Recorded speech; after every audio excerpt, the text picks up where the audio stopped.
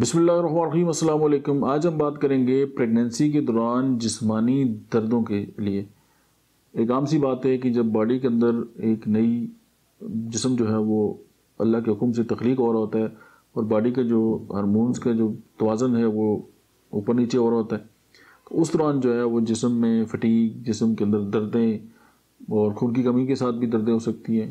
लेकिन हम चूँकि प्रेगनेंसी की बात कर रहे हैं तो ये सारी चीज़ें उसके अंदर शामिल हैं।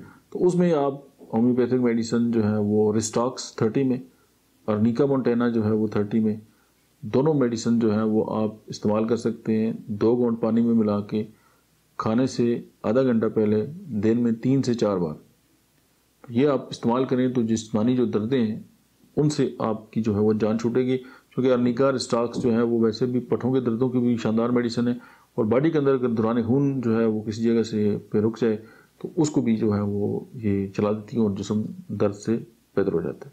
Thank you.